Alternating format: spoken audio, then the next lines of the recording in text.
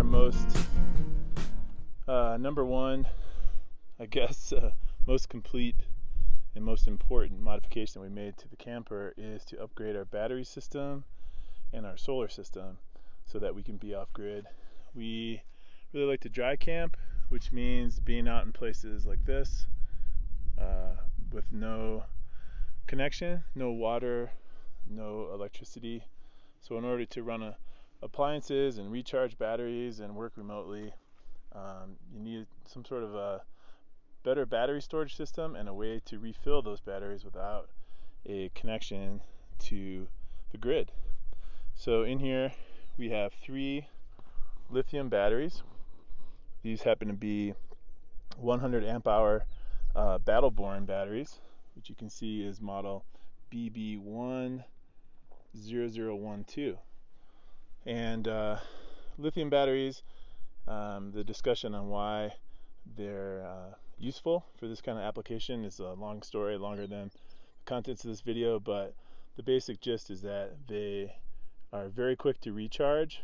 You can discharge them well below 50%. Like lead acid batteries are only able to be discharged half. These batteries can really go down to 20% or less, so you get really the full profile of energy storage out of them, and they are much lighter. In fact, each one of these is only 26 pounds, and they do not off gas like lead acid batteries. So we can have them inside our camper, as you can see, our trailer. This is an inside storage compartment near our bed, and these batteries are refilled via our solar array, in which we have 875 watts of solar on the roof of our camper, and we also have a 100 watt panel which can be deployed on the ground or suction cupped onto the camper itself for those times when we don't have full sun and we need to move periodically during the day to maximize whatever sun we can get, say if we're in a forest or something like that. So what we have going on in here is a master shutoff, which is basically what you'd see like in an HVAC application, like an air conditioner. It's basically a big old blade switch that pulls out, and that gives us a full disconnect from the roof so that if we have to do any servicing or winterize, we can take those panels offline easily so we can work in here without getting shocked from the power coming from the roof. So from here, that power goes down into this breaker. We have an 80 amp breaker.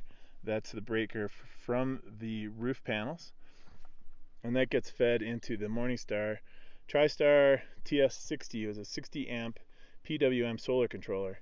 So this device is limiting the power coming from the roof into the controller. The controller is sensing the charge in the batteries, and it knows based on the charge of the chemistry of the batteries how much it should feed in periodically during the day based on how much power we've used.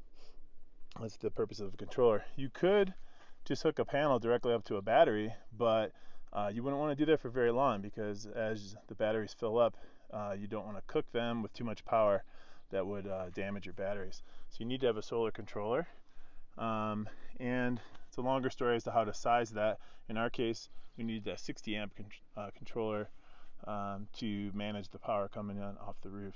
And so in addition to that, we have a shunt, which is right here. This is part of our battery monitoring system. So all of the loads in the camper go through this one side of the shunt. These are the negative loads, and what that allows us to do is measure power in and power out throughout the day and night. So it essentially gives us a way to monitor, kind of like a gas gauge, the percentage of full and used battery power. And we'll show you what that looks like inside, because we have a remote panel inside the camper that shows us that percentage. So again, that's the shunt and that's the battery monitor.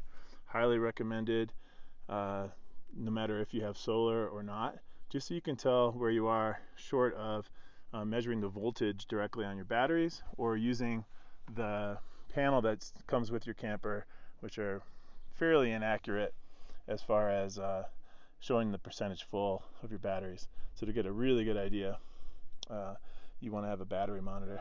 We have what they call a catastrophic fuse that is connected to the positive load.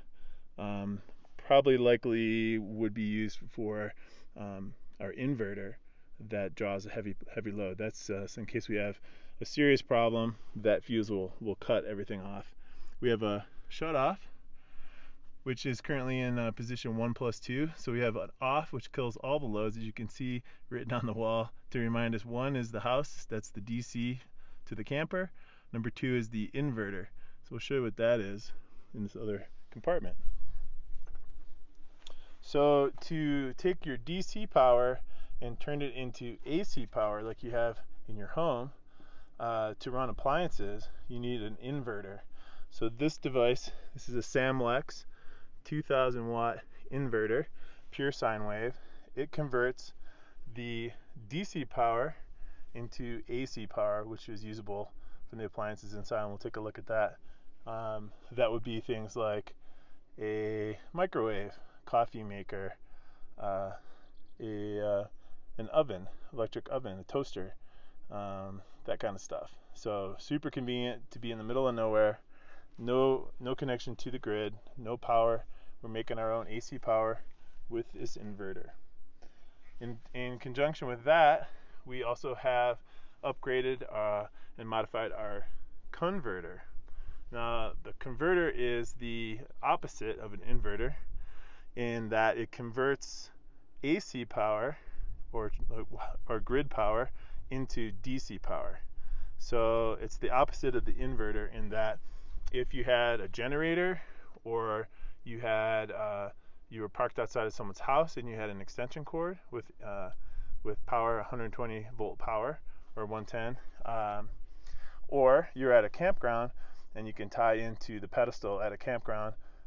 In our case, in this trailer, we have a 30 amp inlet, or what people would call shore power. Shore power meaning the grid.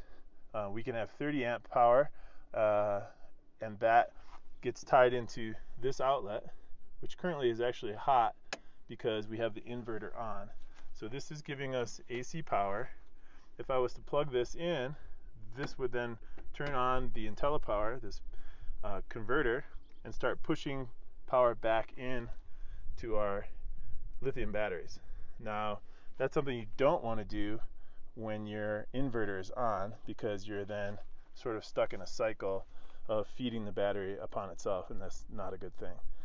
Meaning, we're pulling power from our lithium batteries through our inverter, creating AC power, giving it to the whole camper, in which case this particular outlet happens to be hot, and we could plug anything into that extension cord, light, a TV, whatever you'd want to do. But in our case, it's here specifically for when we're dry camping, so that we can go ahead and plug in and get our converter moving power into our batteries. In this case, the whole concept is to have your inverter or converter and your solar panels, for that matter, as close as possible to your batteries as possible. Usually the panels have to be a little further away for physical reasons on your rig, or perhaps you have an array out on the ground.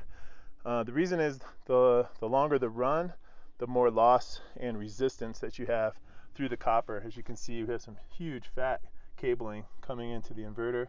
This is number 2 wire. It's extremely thick, thicker than a jumper cable, and the purpose of that gauging, there's different gauge wire throughout this setup, but the fatter that copper, the less resistance you have.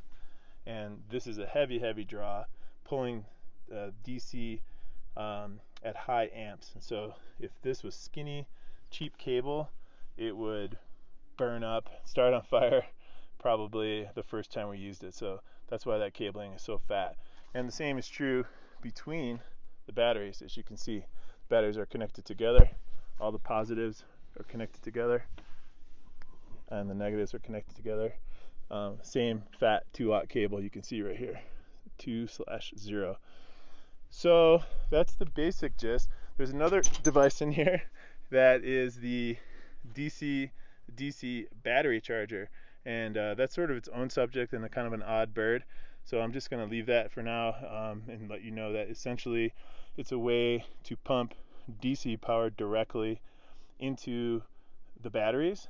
And this is also a controller, a charger, similar to the solar controller. It senses the chemistry and the voltage of the batteries, so it knows what kind of charge profile it should have and not overcharge them. But in this particular case, this one is built to pump DC power from an alternator or a vehicle, so an engine basically. Very popular in a Class C or van conversions, basically RVs that you drive that have an engine. Super easy way to charge your batteries. Highly recommended. And if you have a drivable RV, you might not need a solar setup. This might be enough for you. So we'll talk about that in a separate video. But that's the gist. We have 3 components. We have the solar, which we talked about, which is up on the roof, going to the solar controller. We have our inverter. This makes AC power from our DC batteries. And then a charger that we use as needed that gets plugged in to AC power. When we're on shore power or generator, we can then make power. Or if we have a buddy who's got a extension cord or his own power, we can just plug right into that, and this multi-stage will charge it. It's a longer story about why you'd want a multi-stage over the traditional sort of dumb controllers that come stock with a camper, but suffice it to say that it does a better job, faster charging, and does a better job of not cooking your batteries. So we'll go inside and take a look at what this system does for us. So inside the travel trailer, we want to show you a couple things. One, this is our solar controller. As you can see, right now it's cloudy, it's about to storm. It's showing that our batteries are at 13.4 volts, and we got 95 watts of solar coming in at 7 amps right here. Not very much because it's cloudy and it's about to storm. So this is great. It just tells us what's coming in, how much power we have. Over to the right, this the Bogart Trimetric. This is our battery monitor, and this is what's connected to the shunt, and it's telling us that we're at 94%.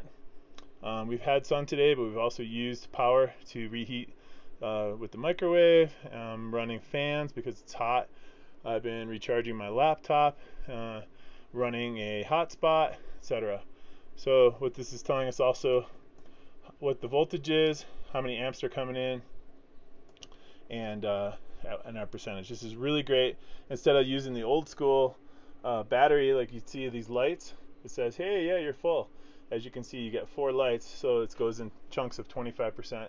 Basically impossible to know where you're at. Much better use to know without a battery monitor is just to take a voltage reading on your battery and grab a chart from the internet to know where you are based on your battery chemistry. Way more accurate than this. This is basically useless. Over to this little panel. And all of these were of course added. This came stock from the factory, but these 3 units were added. This is our Samlex inverter. So this green light is indicating that we have power. We can show the display. It's giving us 120 volts exactly of pure sine wave power, which means pure sine wave in a nutshell means that it's extremely clean, cleaner than you'd get from, say, an open frame construction generator, clean enough to run sensitive electronics like computers, as well as things like a microwave. Things that are a little less sensitive, not a big deal, but can still run on that same clean power, of course, like a toaster oven.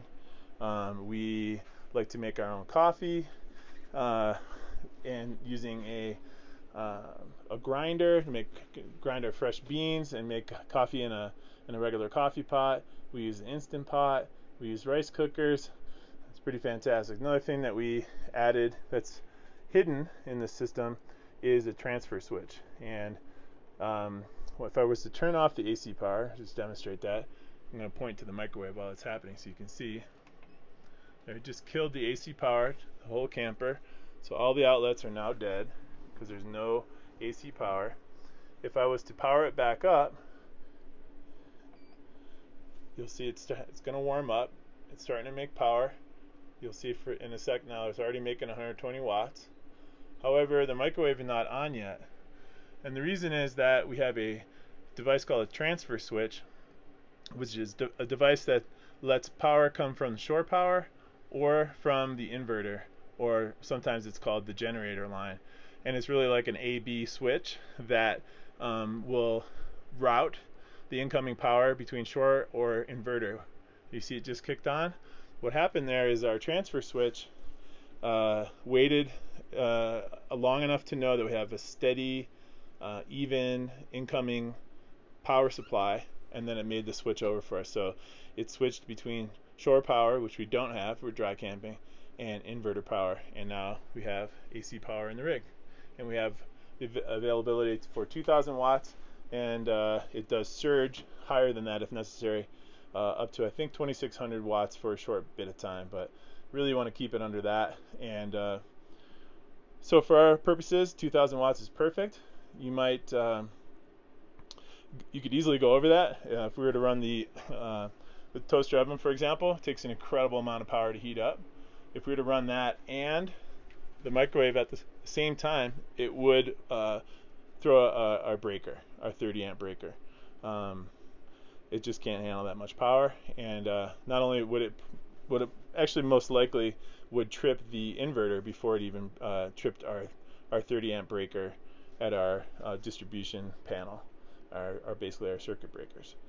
So that's the gist of this mod. Really the most important modification that we've had, and it really can extend our travels off grid without using a generator. Of course, the caveat is that you need to have solar coverage, you need a sunny day, and you need the sun to be at a high enough angle to refill those batteries. So with the storage we have at 300 amp hours, and furthermore being able to use those batteries deep, meaning that we can go well past 50%, down into the teens if we had to, and it won't hurt those batteries. We can easily be off for a couple days without any sun, and we still have power, especially if we don't consume very much. So that's our solar install in a nutshell.